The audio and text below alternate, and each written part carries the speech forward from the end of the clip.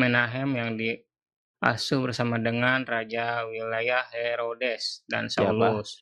Nah, jadi ada nabi yang tidak asli yang Bentar, pernah bentar, sebentar, sebentar. bentar. Apa? Apa? Di situ menerangkan pada waktu itu dalam jemaat di Antioquia Iya. ada beberapa nabi, ya kan? Siapa saja nabi Benar. situ? Siapa Ya, saja nabi itu? Saya tanya, ada berapa nabi nih di sini? Siapa saja ya. namanya? Saya sebutkan ya. Ada beberapa nabi dan Barnabas, pengajar, yang itu Simeon, Barnabas, nah, Simon, kemudian Simeon, bukan Lukius, Simon, Simeon, ya si aduh ya Shimeon. Oke ya, Simeon. saya Nah, ulangi ya. Ada beberapa nabi sekaligus dia merangkap menjadi pengajar. Barnabas satu, terus siapa? Simeon, Simon, terus Simeon. iya sih, astaga. Aku dari tadi ngomong Simeon dengan Simeon. Simon itu beda, Bang. Bukan, iya tahu. Astaga. Ya Allah, Kalau tahu Bang, jangan Bang. disebut Simon, kalau Simeon beda, beda orang pasti beda inilah. Iya. Tapi tidak ada urgensinya ya. Maksudnya saya Iya. tidak membahas itu. Ya, oke lah, saya salah. Harusnya Nah, Simeon. yang disebut Baik. siapa? Yang Oke. disebut Niger, Enggak, ya. kita hitung dulu nih. Kita hitung dulu siapa? Pertama Barnabas. Yang kedua Simeon, Simeon. Ya. Dan Simeon. yang Jangan iya, dipisah. astaga. Karena Simeon. kata-kata Simeon dengan Simeon itu beda, Bang. Ya Simeon. Ya Nah, Simeon. gitu. Kan enak juga Iya, dengarnya iya sesuai. ya, Barnabas Ejaannya. dan Simeon. Nah, Terus siapa yang disebut lagi? Niger, Terus siapa? Lukius, Terus, Menahem. terus, Menahem ya ini yang siapa? diasuh Uh, bersama dengan raja wilayah Herodes dan siapa? dan Saulus, Nah, raja wilayah. iya, saya nggak mau bahas tentang Lukiusnya. Saya tidak membahas tentang Menahemnya. Tetapi di situ ada nabi palsu yang bernama Saulus. Kayak mana konsepnya Nabi palsu Saulus nih, Bang? Baik, Anda tolong berdoa dulu malam hari ini agar mendapatkan bimbingan Tuhan. Saya ulangi sekali lagi. Di dalam Matius 7, dengarkan baik-baik abangku yang ganteng, Abang Pilemon, Kokoh Pilemon, dengarkan saya baik-baik Kokoh. Kokoh Pilemon, di dalam Matius 7, nomor ke-15, Yesus mewanti-wanti ada nabi yang tidak asli yang mendatangi para murid. Siapakah nabi yang tidak asli itu? Nabi yang tidak asli itu disebutkan di dalam Kisah Para Rasul 13 nomor 1. Salah satu di antaranya Saulus. Sekarang saya tanya, Anda ngerti nggak perbedaan Saulus dan Paulus? Tahu? Kokoh? Kokoh? Saulus dan Paulus itu Heeh. orang yang sama, Bang. Saya tahu. Nah, Perbedaannya apa? Kok namanya beda? Yang satu Saulus, yang satu Paulus. Tahu nggak perbedaannya di mana? kenapa dia menjadi berbeda nama ketika dia mengalami yang namanya pertobatan, Nah, ya. itu. Terus? Ya, ketika dia sudah bertobat, maka digantilah namanya dengan nama yang punya arti dan makna lagi, Oke, gitu. sebentar. Saya Jadi nggak itu terserah Anda nanti maknanya seperti apa. Jadi sebelum dia bertobat namanya Saulus. Ketika sudah bertobat namanya Paulus. Nah, jadi bukan berarti ketika dia jadi nabi, serta-merta. sekarang saya tanya, ketika dia jadi nabi namanya siapa? Kisah Para Rasul 13 ayat ke-1, ketika dia jadi nabi namanya masih Saulus. Karena Saulus dulunya adalah pengajar dan nabi. Sebentar Bang, kita lihat nih ya. Karena dulunya Paulus adalah Berarti nabi. Sebentar. Karena dulunya Paulus adalah nabi, teman-teman, maka Paulus ini mengarang karya Paulus ini mendominasi dari ajaran Kristen. Coba kita lihat ya, teman-teman ya. Ada berapa kitab Paulus? Satu Roma, dua Korintus, gini.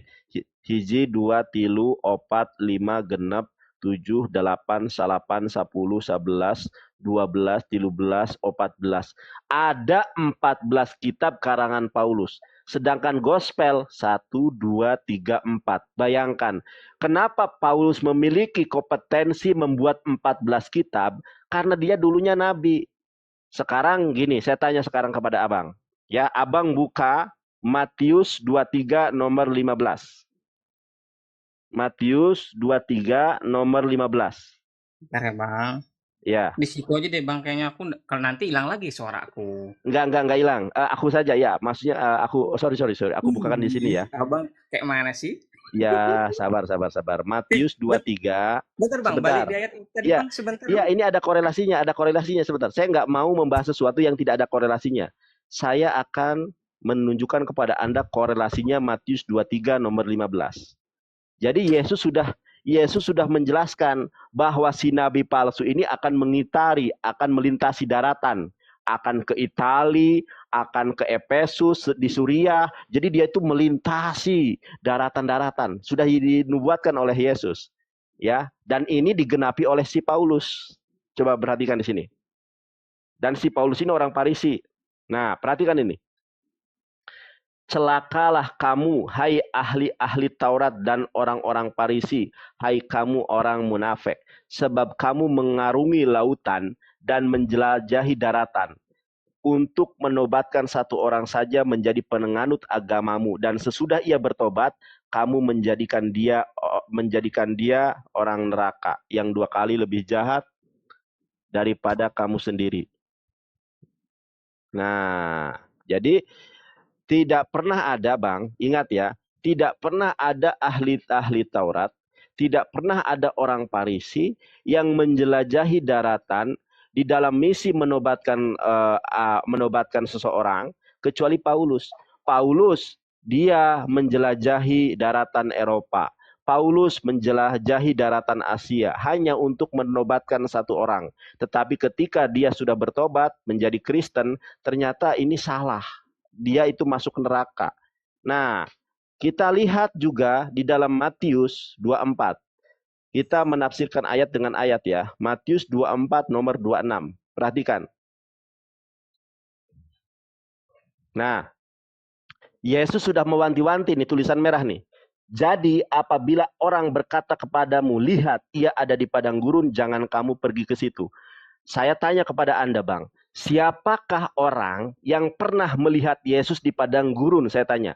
Matius 24 nomor ke-26. Jadi apabila orang berkata kepadamu, lihat, ia ini maksudnya Mesias, yaitu Yesus, ada di padang gurun, jangan kamu pergi ke situ. Tidak pernah ada di dalam sejarah ada orang yang melihat Yesus di padang gurun kecuali Paulus. Di mana itu? Di dalam Kisah Para Rasul. Kisah Para Rasul ya 9 nomor 1, kita cek dari nomor 1. Perhatikan ini, Bang. Kisah Para Rasul 9 nih. Sementara itu berkobar-kobarlah hati Saulus untuk mengancam dan membunuh murid-murid Tuhan. Ia menghadap imam besar. Yesus di dalam Matius 7 nomor 20 mengatakan pohon yang baik tidak mungkin menghasilkan buah yang buruk.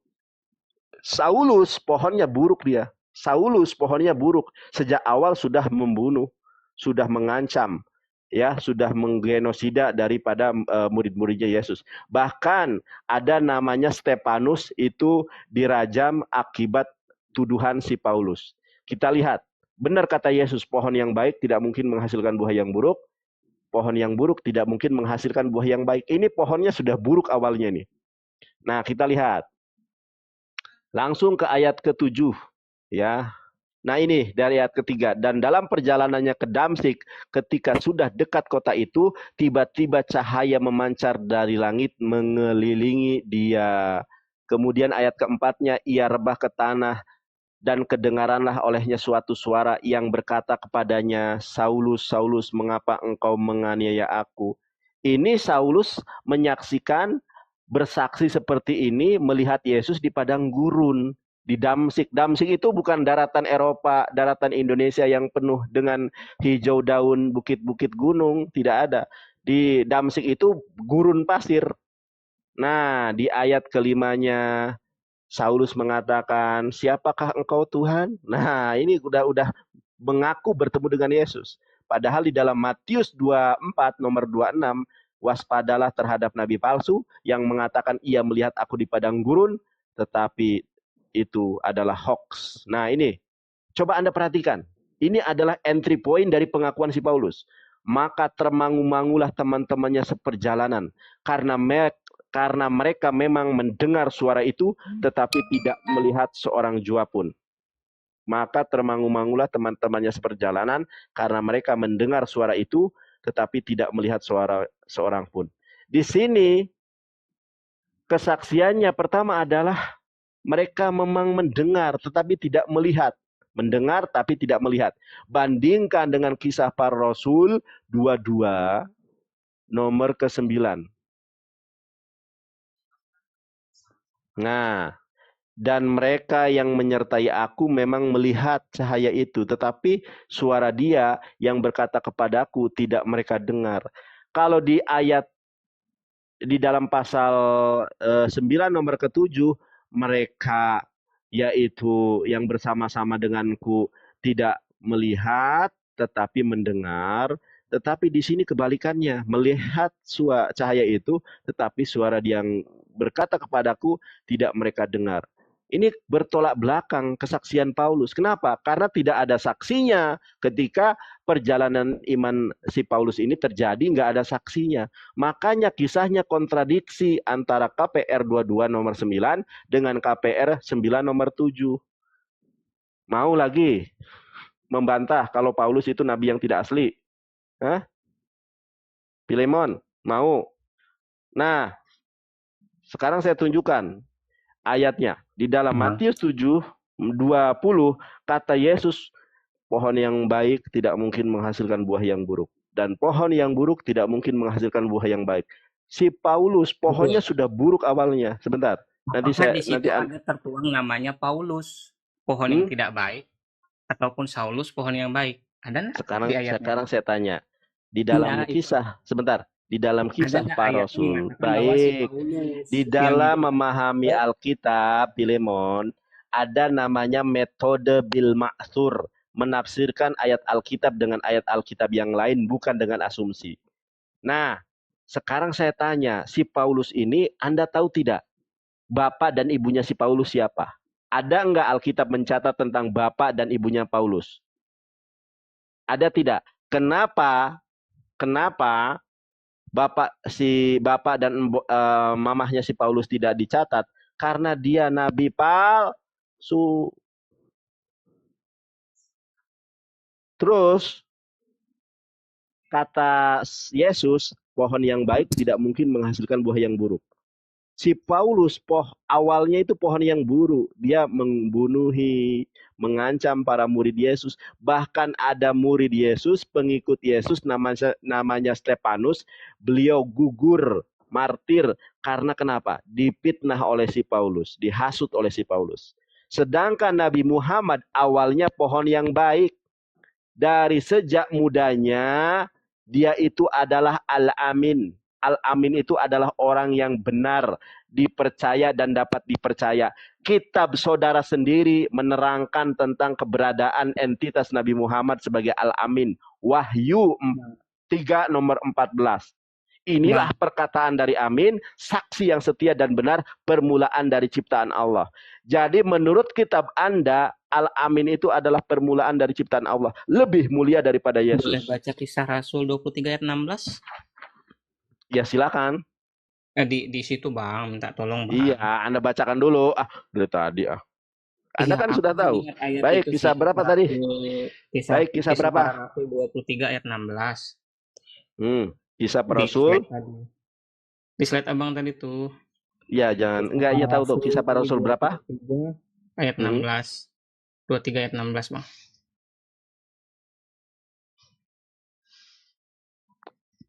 Ya, ini nih. Apa tuh? Akan tetapi, kemanakan Paulus, anak saudaranya perempuan, mendengar tentang penghadangan itu, ia datang ke markas dan setelah diizinkan masuk, ia memberitakan kepada Paulus. Berarti kan dia punya saudara, Bang. Aduh, abangku. Saya nggak bertanya tentang si Paulus punya saudara. Yang saya Ya, tanya, silsilahnya itu pasti ada lah dia, Bang. iya, makanya saya tanya, itu kan Nggak punya mungkin Paulus saudara. nggak punya Sekarang saudara. baik-baik. Si Iya, Paulus punya ibu atau tidak saya tanya sekarang. sekarang gini, kalau kita mengasumsikan dia nabi palsu karena tidak punya ayah, tidak punya ibu, sedangkan Saya tidak mengasumsikan Paulus nabi palsu karena tidak ada ayah dan tidak ada ibu. Saya tidak berkata demikian. Yang saya tanya, ayat berkenaan dengan pohon yang baik tidak mungkin menghasilkan buah yang buruk karena Paulus pohonnya buruk. Di dalam kisah para Rasul 9 nomor 1 sudah dijelaskan bagaimana pohon si Paulus itu pada awal mulanya adalah pohon yang buruk. Dia membunuhi murid-murid Yesus, membantai murid-murid Yesus. Itu pohon yang buruk. Berbeda dengan Nabi Muhammad. Nabi Muhammad itu pada awalnya pohon yang baik, diakui oleh kawan maupun lawan sebagai al-amin. Ketika Nabi Muhammad sudah mendakwahkan Islam, ketika orang-orang kafir Quraisy mau berniaga ke Syam, ke Irak, Palestina dan lain sebagainya itu, mereka menitipkan intan permata dinarnya kepada siapa? Kepada Nabi Muhammad. Kenapa? Karena pohonnya baik, digelari Al-Amin oleh orang sedari kecilnya. Pohon baik, ketika sudah dewasa menjadi nabi, buahnya baik. Si Paulus kecilnya tidak ada kisahnya karena dulunya dia nakal. Ya, ibunya tidak jelas. Kalau Nabi Muhammad jelas ibunya. Ibu Nabi Muhammad, ibunya Aminah. Ayah Nabi Muhammad, namanya Abdullah. Ayahnya Paulus, tidak tahu. Ibundanya Paulus tidak tahu karena pohonnya buruk. Dia dari kalangan ahli-ahli Taurat, ahli-ahli Farisi yang dinubuatkan oleh Yesus akan melintasi bumi. Tidak pernah ada nabi palsu yang kemudian melintasi bumi bertemu dengan Yesus, hanya Paulus. Kisah para Rasul 7 nomor 15, kisah para Rasul Matius 7 nomor 15, kisah para Rasul 13 nomor 1, Matius 24 nomor 26. kalau di Jelas di kisah para situ. Rasul 22, Apa itu? Kisah para Rasul 22 nomor 9, yang orang-orang yang bersama dengan aku mendengar tetapi tidak melihat. Di ayat ke-22 nomor 9, orang yang bersama aku melihat tapi tidak mendengar. Kebalik, di dalam di dalam kisah para Rasul 22 nomor ke-9, yang orang-orang yang bersamaku mereka melihat tetapi tidak mendengar siapapun. Kalau di ayat sebelumnya itu mendengar tapi tidak melihat siapapun. Jadi kebalik kisah kesaksiannya. Karena kenapa? Itu kesaksian ngarang-ngarang dia sendiri. Nggak ada saksinya. Paham sampai di sini. Kemudian Anda baca, saya bukakan ya. Apa sih ya, pengajaran si nabi palsu ini? Sebentar. bentar Bang, coba dibaca di ayat 3 Bang, itu kan ada pengakuannya Paulus Bang. Iya, udah dibaca aja. Aduh. Sekarang saya tunjukkan. Ini tunjukkan ya, Matius 7. Ya, tadi kan Farisi Saduki ya bilang kan, betul ya? Iya ya, terus. Nah, sedangkan di sini Paulus menekankan bahwa dia adalah orang Yahudi, lahir di Tarsus, di tanah Iya, dia itu Yahudi, ahli-ahli Taurat dan orang-orang Farisi. Orang Farisi itu orang Yahudi. Gimana sih ente? Farisi dan Uh, Saduki.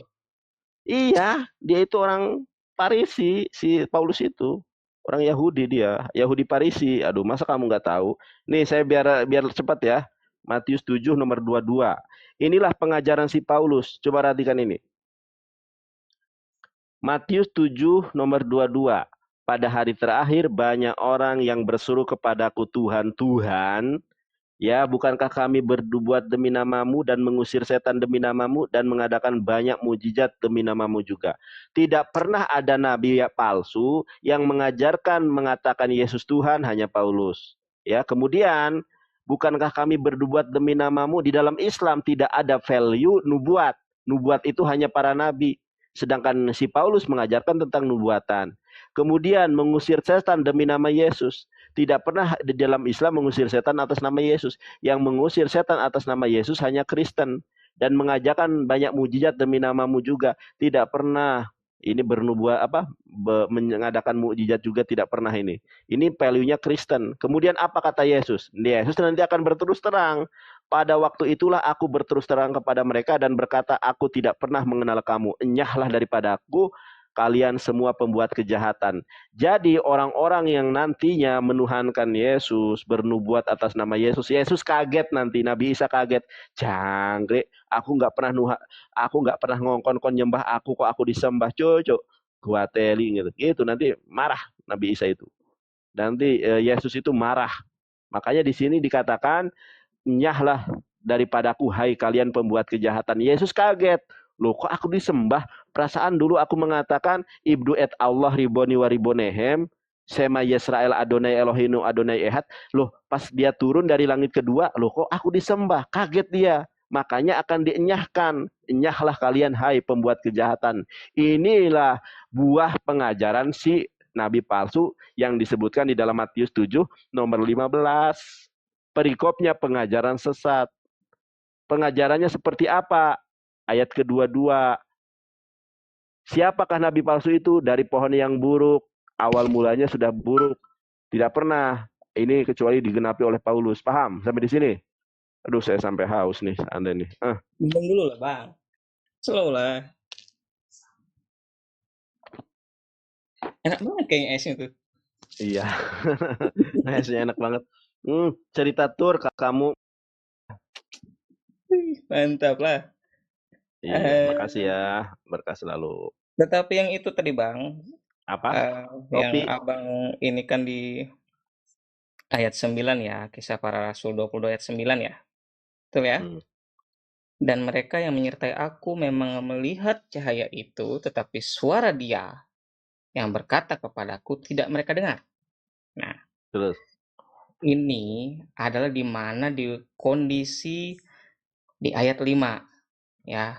Coba dibaca kita ini kan. Aku baca nih, Bang ya. Enggak, Tentang hal kamu tuh itu, kemana-mana. enggak dengar Ya udah, aku yang dengar dulu lah. tadi kan Paulus tadi ya, Hmm. yang Abang tekankan di ayat 9 ya. Bahwa di sini ada ayat 5 bahwasanya ini tentang hal itu baik imam besar maupun majelis tua-tua dalam memberikan kesaksian, dari mereka aku telah membawa surat-surat untuk saudara-saudara di Damsik. Dia tidak bertemu Yesus, Bang. Dia akan membunuh atau menghajar semua Kamu tuh, pengikut ya Yesus ya. Allah. Nih, di Bang, Damsik dan aku telah pergi ke sana untuk menangkap penganut-penganut jalan Tuhan yang terdapat juga di situ dan membawa mereka ke Yerusalem untuk dihukum. Itulah ayat 6. Tetapi dalam perjalananku, ku tekankan lagi, dalam perjalananku ke sana, berarti ya. kan, nah ketika aku sudah dekat Damsik, nah, Nah, terus. yaitu waktu tengah hari, tiba-tiba memancarlah cahaya yang menyilaukan dari langit, mengelilingi aku, kata Paulus. Berarti ini Paulus yang mengalami kondisi itu, Bang. Lah iya Ya, emang Paulus. Nah, makanya ya, kesaksian Paulus itu bertolak belakang. bentar. Ingat, sebentar Bang, sebentar Bang. Ya, ayat 7 dulu, Kejadian, aku bentar. jelaskan dulu sampai Kejadian, nanti aku baca dulu, Bang. kejadian Paulus ke Damsik itu cuma satu kali ketika dia di dalam Kisah Para Rasul 9 ayat ke-1. Nah, Di kemudian sini adalah kisah Paulus dengan nama masih Paulus, Bang. Berarti dia masih belum bertobat ya. Secara iman Kristen dia belum bertobat, Bang. Dia masih seorang penjahat Loh bahasanya. iya, makanya Belum Yesus. Ya. di dalam Matius Jadi 7 gini, nomor 20, pohon yang baik tidak mungkin menghasilkan buah yang baik. Pohon yang buruk tidak mungkin menghasilkan buah yang baik dan pohon yang baik tidak mungkin menghasilkan buah yang buruk. Gini aja deh, langsung sekarang gini aku tanya nih. Siapakah nabi palsu yang mendatangi murid Yesus? Siapa? Dan si nabi palsu itu menyamar menjadi pengikut Kristus. Sekarang gini aja, coba Anda renungkan. Saya sudah hampir habis es teh saya sudah hampir habis. Ya, oh, saking mau lagi. melayani Anda nih dari tadi. Saya sabar menghadapi Anda. Siapakah nabi palsu yang ciri-cirinya adalah mendatangi murid-murid Yesus? Jadi oten-oten begajul itu kadang-kadang itu Nabi Muhammad. Sejak kapan Nabi Muhammad mendatangi murid-murid Yesus? Kemudian sejak kapan Nabi Muhammad menyamar menjadi pengikut Kristen? Menjadi Kristen, nggak ada. Satu-satunya Nabi yang menyamar seperti domba itu si Paulus. Dia dulunya bukan orang beriman, bukan. Iya, kalau bertobatnya orang seperti saya, itu Paulus kastanya sudah tinggi di dalam di dalam memusuhi orang yang percaya. Dia membunuh, dia memfitnah si Stefanus, sampai Stefanus itu terbunuh, dirajam loh, dilempari batu karena ulah Paulus. Makanya Yesus mengatakan pohon yang baik tidak mungkin menghasilkan buah yang buruk. Langsung saja deh. Sekarang siapakah nabi palsu yang pernah mendatangi murid-murid Yesus dan dia menyamar seperti domba? Siapa? Anda cari dari kitab Kejadian sampai kitab Wahyu, tidak pernah ada satu nama yang pernah mendatangi murid Yesus kecuali Paulus. Dan dia adalah nabi, Kisah Para Rasul 13 ayat 1. Menyamar seperti domba, Kisah Para Rasul 9 nomor 1 sampai 7, dia pura-pura bertobat. Loh, ajarannya ajaran sesat. Di ajarannya ajaran sesat, Matius 7:22, ajarannya untuk menyembah Yesus. Bernubuat, berbahasa roh. Siapa yang mengajarkan bahasa roh? Paulus. Udah, sekarang saya tanyalah siapa? Kalau Anda tidak meyakini nabi palsu itu Paulus, saya tanya, siapakah nabi palsu yang mendatangi murid-murid Yesus? Saya tanya, siapa? Nggak ada lah, Bang. Loh, kok nggak ada? Berarti nubuatan Yesus salah. Yesus salah. Sekarang Anda baca, nih, saya tunjukkan nih. Berarti Anda menuduh Yesus. Coba Anda buka, saya bukakan nih buat Anda. Baca Ulangan 18 nomor 19 sampai 22. Perhatikan ini. Ya. Perhatikan. Orang yang tidak mendengarkan segala firman-Ku yang akan diucapkan Nabi itu demi nama-Ku, daripadanya akan kutuntut pertanggungjawaban. Ini Ulangan 18, 19 adalah nubuatan bagi Nabi Muhammad. Nah, kemudian di ayat ke-20-nya ini berbicara tentang Paulus, nabi yang tidak asli. Tetapi seorang nabi yang terlalu berani mengucapkan demi namaku, perkataannya tidak kuperintahkan untuk dikatakan olehnya, atau yang berkata demi nama Allah lain, nabi itu harus mati. Nah, Paulus mati. Jika sekiranya nih, di ayat ke-21 nih, perhatikan.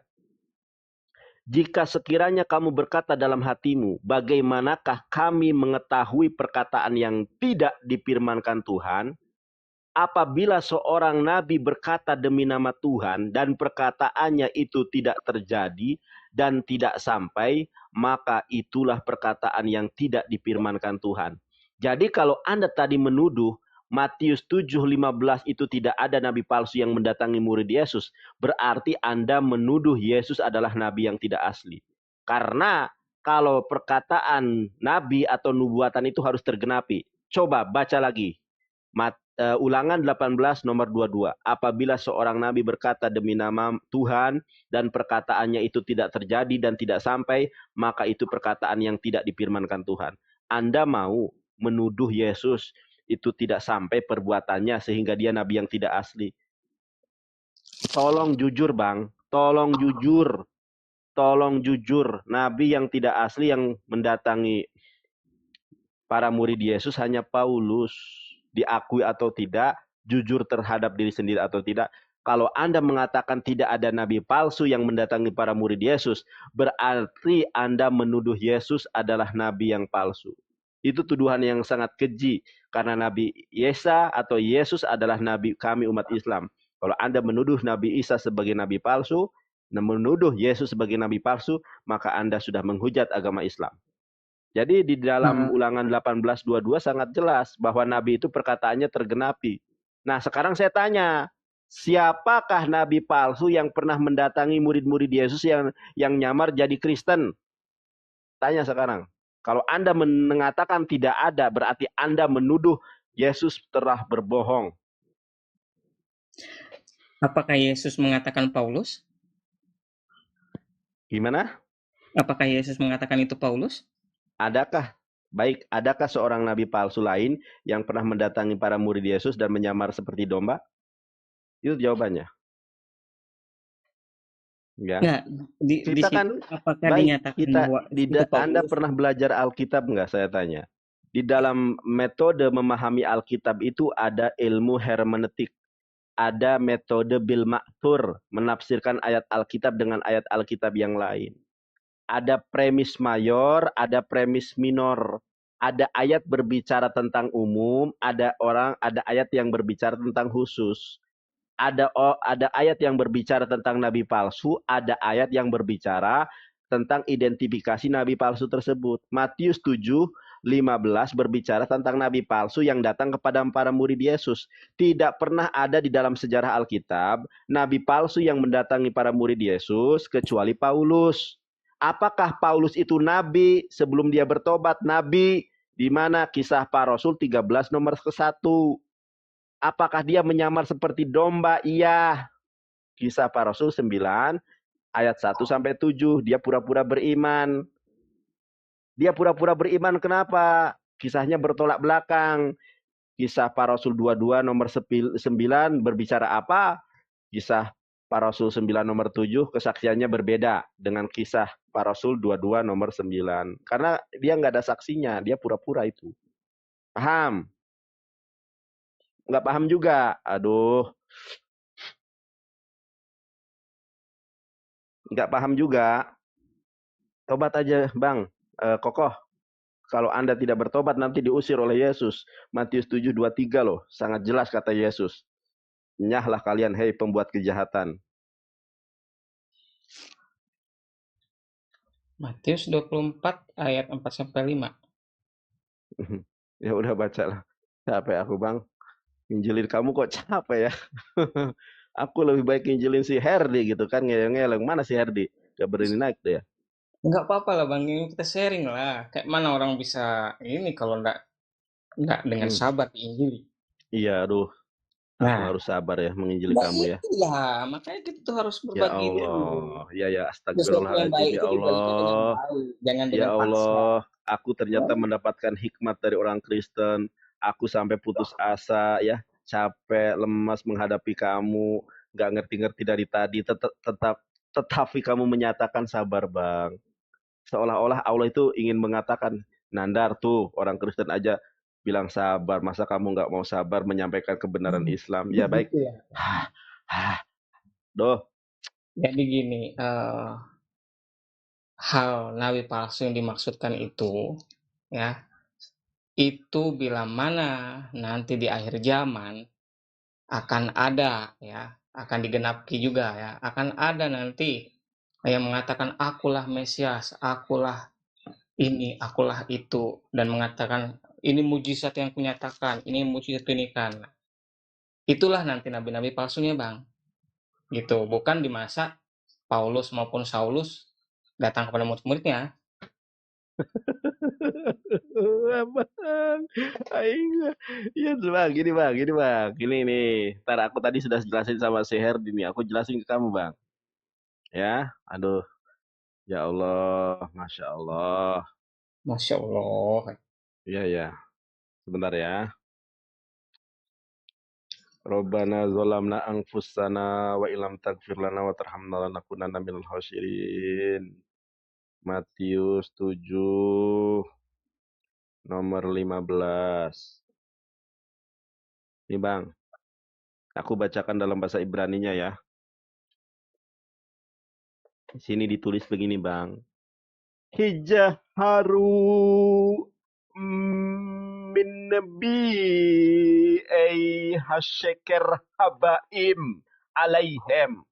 Kata Yesus di sini dikatakan hijaharu min nabi ay hasyeker habaim alaihem. Waspadalah terhadap nabi-nabi palsu. Sebentar kok ke sini? Salah. Mana tadi? Oh, kau pencet mana tadi? Matius 7. Sebentar, Bang. Bang, lihat Bang ya. Di sini dikatakan hijaharu waspadalah min nevi hasyekir habaim alaihem. Waspadalah terhadap nabi-nabi palsu yang datang kepada alaihem. Kalau dalam bahasa Arabnya alaikum, ya datang kepada kalian. Kalian di sini adalah para murid Yesus. Bilbus kebashim, si nabi palsu itu menyamar jadi kebas. Kebas itu domba. You betok tokam jeebim torfim hem. Padahal mereka itu adalah serigala buas. Nah, saya ulangi nih pertanyaan saya. Siapakah nabi palsu yang mendatangi alaihem? Di sini alaihem, makanya ada tuh epenu shalom alaihem, epenu shalom alaihem, epenu shalom shalom shalom alaihem. Di sini dikatakan apa kata Yesus? Waspadalah terhadap nabi palsu yang datang kepada alaihem, kepada kalian. Pada saat itu Yesus berbicara dengan murid-muridnya yang 12 orang itu. Waspadalah terhadap nabi-nabi palsu yang datang kepada kalian murid-muridku. Tidak pernah ada nabi palsu yang mendatangi murid-murid Yesus kecuali si Paulus. Bukan hanya mendatangi, tetapi kata Yesus menyamar seperti domba. Domba itu value di dalam Kristenan representatif dari para pengikut Kristus yang disebut Kristen. Siapakah nabi palsu yang pernah menyamar jadi Kristen? Tidak lain dan tidak bukan si Paulus.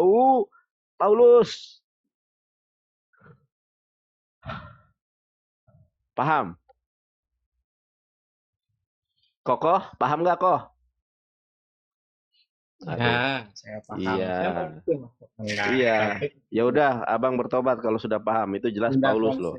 itu bukan Paulus. Secara iman Waduh. kita tidak meyakini Paulus itu nabi palsu. Ya sudah bang, kalau masalah iman memang kita sepakat untuk tidak sepakat kalau masalah iman. Tetapi saya sudah berusaha menunjukkan kepada abang ya. Kalau abang mengakui ya silahkan.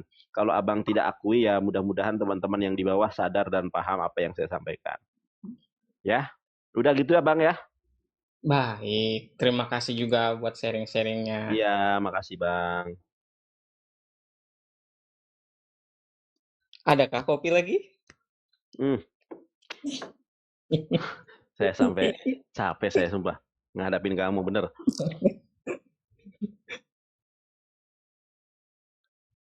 Udahlah, saya sudah menyampaikan, saya tidak ada kuasa untuk menjadikan kamu seorang Islam. Saya hanya menyampaikan peringatan, saya hanya menyampaikan kebenaran Islam. Kalau kamu terima ya alhamdulillah, kalau kamu tidak terima ya itu urusan Anda.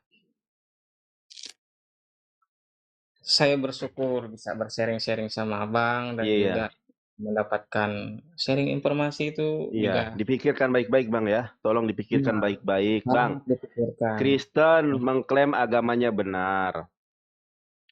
Katolik juga demikian, Hindu, Buddha, Konghucu, Muslim, Islam juga mengakui agamanya yang benar. Tidak mungkin semua agama ini benar, hanya satu. Pikirkan baik-baik.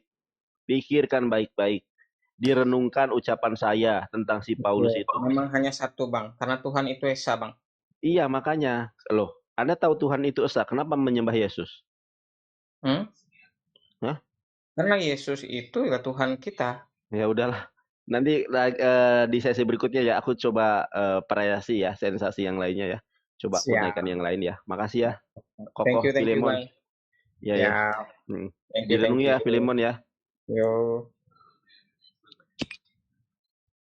Saya rasa temanya sudah puas ya. Saya ganti aja temanya deh. Maria tidak sembah Yesus. Kalau ini sudah jelas ya tadi datanya. Atau kalau ada Kristen yang mau silakan. Ini datanya sudah terselesaikan lah.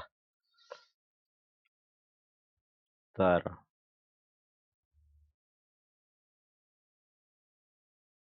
Tohardito Kuda Bang Kopral Beres Siman-Tupang.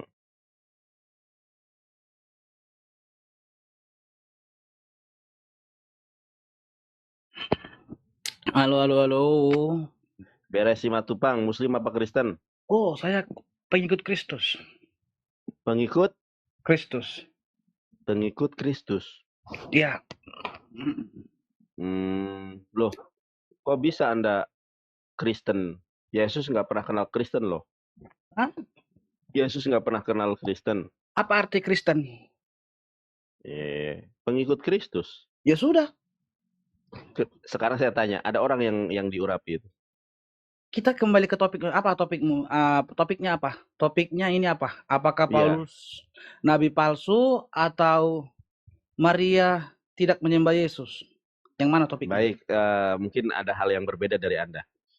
Oke, saya sebelum langsung ke tema, saya mau tanya dulu. Anda kan tadi katanya Kristen, betul atau tidak? Ya, Anda Kristen. Sejak kapan Yesus kenal Kristen? Istilah Kristen bagi para pengikut Kristus. Karena Yesus itu beragama Islam, Yohanes 14 nomor 27. dari mana tahu Yesus itu agama Islam? Ya dari Alkitab lah, Mana ayatnya? Yohanes 14, 27.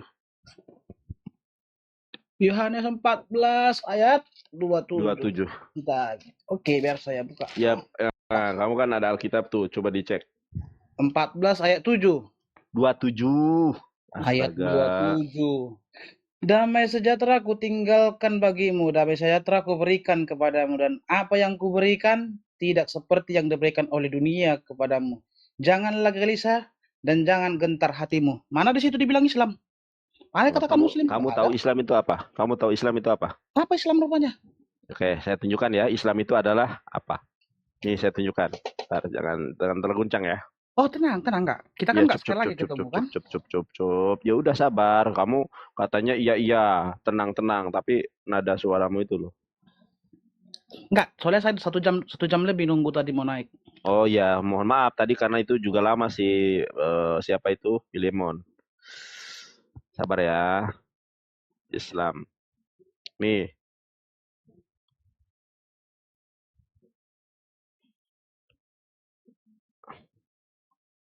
Nih ya. Kamu tahu nggak pengertian Islam menurut bahasa istilah dan Al-Quran? Kita lihat yang pertama. Langsung saja ya. Saya nggak mau bertele-tele dah. Nah, di sini dikatakan Islam berasal dari kata asyalmu, ya. Asyalmu berarti damai atau kedamaian.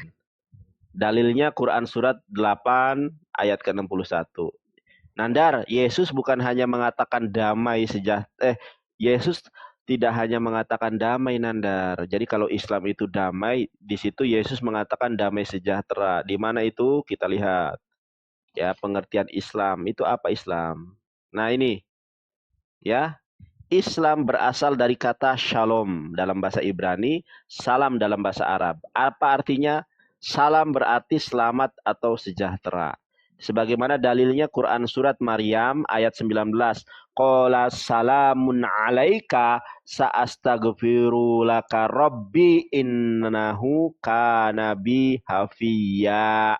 Nah, jadi arti Islam itu adalah damai sejahtera. Di dalam Yohanes 14 ayat ke-27, apa yang Yesus katakan? Payomerye Hoshua Hamasya, berkata Yesus Kristus, Shalomani masyirlahim et slomianin noten lahim. Ntar aku tunjukkan aja ya, lupa aku ayatnya. Yohanes 14 nomor 27. Perhatikan ayatnya. Biar ku baca ya. Enggak. Iya ini. Sebentar ya. Sebentar, aku aja bacakan gantian. Nah, teman-teman, tadi kita sudah mengetahui ya bahwa arti Islam itu adalah damai.